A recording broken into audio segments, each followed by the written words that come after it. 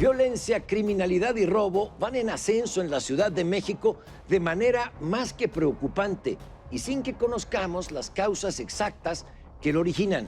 La Ciudad de México y la seguridad nos importa porque hay muchos hechos relevantes, algunos escandalosos, pero sobre todo nos importa porque tenemos la sensación de que lo que ocurre en la Ciudad de México refleja lo que está ocurriendo en el país. Si hay un deterioro en la seguridad en la Ciudad de México, podemos deducir que algo está pasando en el resto del país. De eso tenemos que hablar. En la Ciudad de México, centro neurálgico del país, la criminalidad también en ascenso. Esto en La Mira. Comenzamos.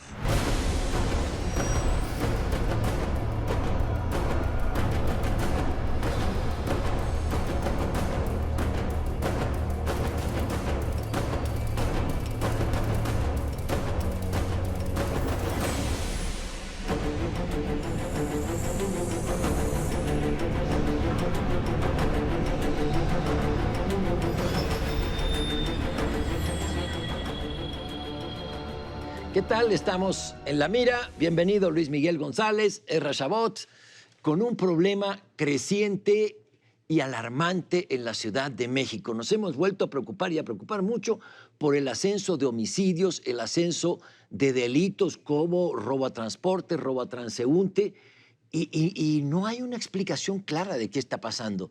A mí me preocupa eso. Cuando esto empezó, que no es nuevo, empezó a crecer la delincuencia, se dijo, bueno, es el sistema penal acusatorio, pues está bien.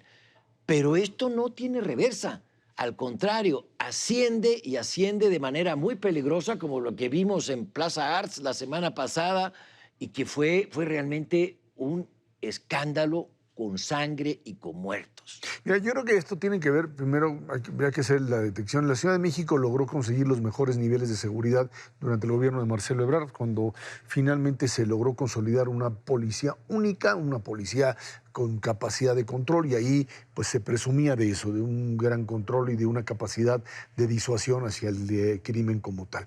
Y entonces se decía, la violencia está en el resto del país, la Ciudad de México es la zona segura. Con Miguel Ángel Mancera el tema comenzó definitivamente a descomponerse bajo, pues quizá la premisa de que se perdían los controles, de que no se hacía el trabajo de manera coordinada, con renuncias de secretarios de seguridad, con problemas otra vez de falta de coordinación, el tema que tú mencionabas de un nuevo sistema de justicia penal acusatorio que no le permitía finalmente meter realmente a los delincuentes a la cárcel, sino que se volvía una puerta giratoria de entrada y salida. Y bueno, a la hora que viene este cambio de gobierno, lo que sucede es claramente que todo lo que lo poquito que se tenía amarrado en términos de control, realmente se desbarata. Y algo que se discutía mucho, Luis Miguel, era si el crimen organizado estaba en la Ciudad de México. Y cada vez que mencionaba a alguien eso, decía, no, aquí no hay. Aquí hay crimen común y corriente, lo que se llama delitos del fuero común, pero no hay crimen organizado. Te aparecía de repente las bandas de Tepito, las bandas de una que otra zona, y de repente comienzas a ver, como tú decías, Pablo, eventos como el de Plaza Arts, en donde ves a Cártel Jalisco Nueva Generación, a los hermanos Beltrán Leiva, etcétera, y te das cuenta que ahora sí la realidad nos rebasó, y más allá del aumento de crímenes o de delitos del fuero común, vemos una presencia real de crimen organizado, lo que resulta verdaderamente preocupante. Ahora sí, la buena noticia es que se acabó la duda. Sabemos que sí hay crimen organizado, nadie lo puede negar ahora. A mí me preocupa la inseguridad, produce sobre todo un estado de ánimo, una forma de convivencia. Cuando decimos se instaló como tema entre nosotros, queremos decir se instaló el miedo, se instaló una forma, un mandato de cambiar las rutinas. Tenemos por un lado el tema de las estadísticas que nos recuerdan que esto se está deteriorando, pero también hay que tener en cuenta esta epidemia de inseguridad está ocurriendo en un contexto donde tenemos mucha información por redes sociales, por mecanismos, vamos a decir, alternativos, que con frecuencia exacerban nuestro nerviosismo y nuestro miedo. Alguien compara esta crisis de inseguridad con la de otros momentos, 90 y tantos, pero yo diría, la gran diferencia es las redes sociales nos vuelven hipersensibles, nos vuelven, literalmente, la hiperconexión se convierte en un mecanismo que opera en nuestra contra. Sí, sí, desde luego ayuda a esto de ir conociendo cada vez más cosas, más detalles. Habla la persona que estaba en el restaurante, habla el hermano del asesinado, etcétera. Sí, sí, sí, las redes sociales. Pero los números son fríos, ¿eh? Los números son fríos y, mira, en homicidios dolosos subimos del primer semestre del año pasado en la Ciudad de México a de 479 a 570 expedientes. Estamos hablando de más de 100. El robo a transeúnte subió más de 100%, el robo a transporte público más de 200%, los delitos sexuales en la Ciudad de México pasaron del primer semestre del año pasado de 1971 a 2.333. Es decir, contra eso no es un asunto de percepción únicamente, es un tema real. Mira, yo creo que habría varios elementos que hay que tomar en cuenta, como pues esta transición de un gobierno a otro, dificultades al armar el propio modelo de seguridad. Hay que recordar que inicialmente Claudia Sheinbaum había dicho, en la Ciudad de México la Guardia Nacional no tiene por qué operar, y después, cuando finalmente ya se instala o se decreta la creación de la Guardia Nacional, finalmente se decide que la Ciudad de México también tiene que ser manejada por la propia o cuidada por la propia Guardia.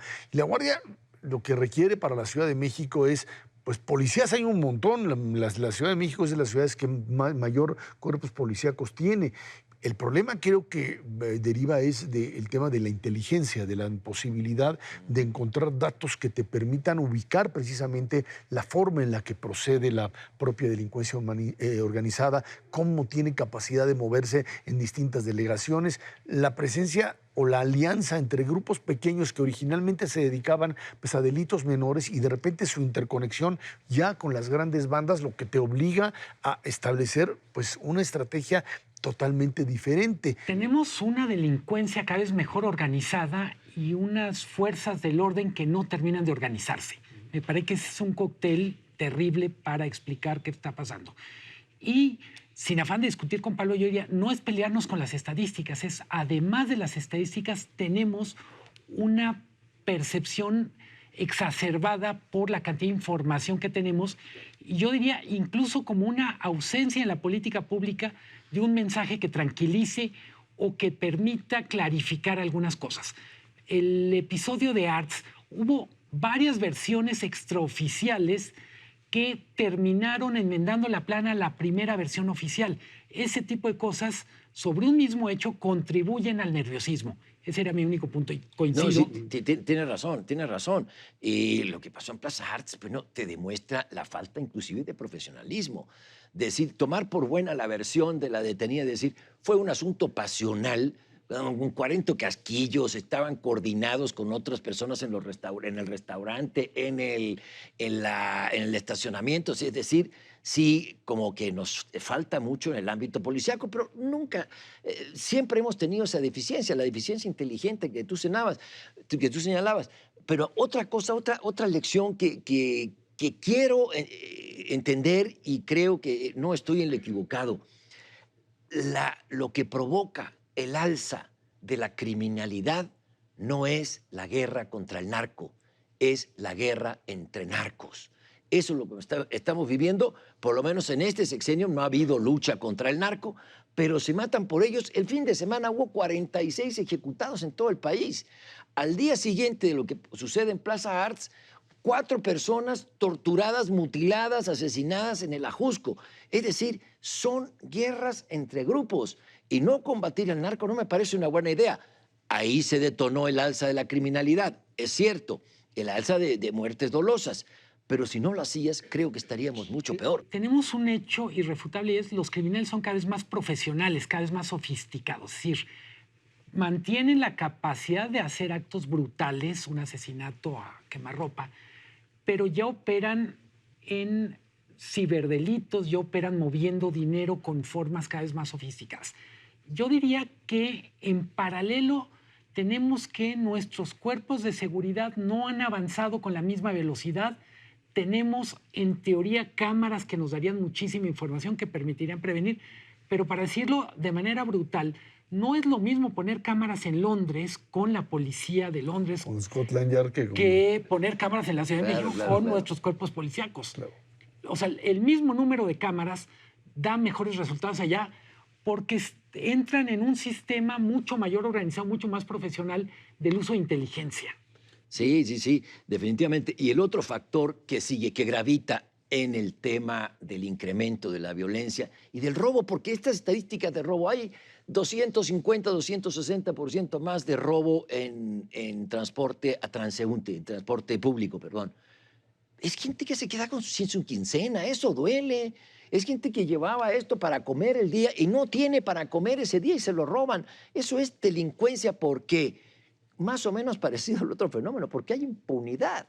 El gran reto de todos los sexenios, no solamente de estos, sino de los anteriores, ha sido la enorme impunidad. Y no sé si estábamos preparados para el sistema penal acusatorio. Tiene cosas buenas, pero creo que hay que corregir y estamos en vía de eso. En algún momento la Ciudad de México está corrigiendo parte del sistema penal acusatorio, que era la puerta giratoria.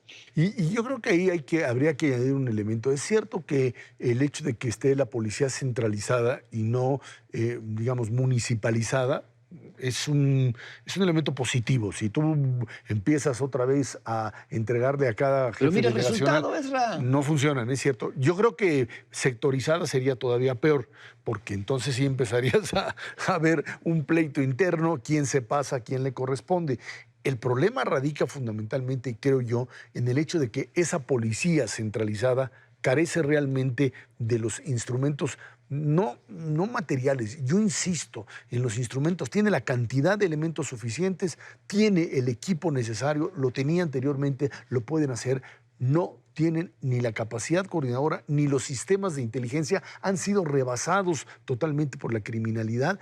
Y el otro elemento, que es la impunidad, que es, estoy de acuerdo contigo, un sistema penal acusatorio que simple y sencillamente le permite por puerta giratoria salir, moverse libremente, y creo yo todavía un sistema todavía de vinculación entre sociedad y policía, sociedad y autoridad, que es muy, muy lejano, y que creo que en ese sentido estamos todavía muy lejos de esto, ¿no? Estamos muy lejos de muchas cosas, y yo quiero volver a un punto que tocaba Pablo, y es la capacidad de atender a grupos extremadamente vulnerables. Cuando decimos está creciendo los robos a gente que usando el transporte público, digamos, va y viene. No es un tema nuevo, yo me atrevo a decir, tiene 3, 4 años siendo casi una epidemia. ¿Por qué no hemos podido resolver algo que es la vida cotidiana de muchísima gente que tiene que tomar el transporte público para ir o venir al trabajo, a la escuela, y simplemente lo hace muerto de miedo sabiendo que nadie lo va a defender? Pues sí, esa es la situación que tiene o que tenemos frente a una población que vive aterrorizada y en la impunidad. Se nos termina el tiempo. Muchísimas gracias, Pablo Iriart. Luis Miguel, muchísimas gracias por haber estado aquí con nosotros. Nos vemos la próxima semana aquí, en La Mira.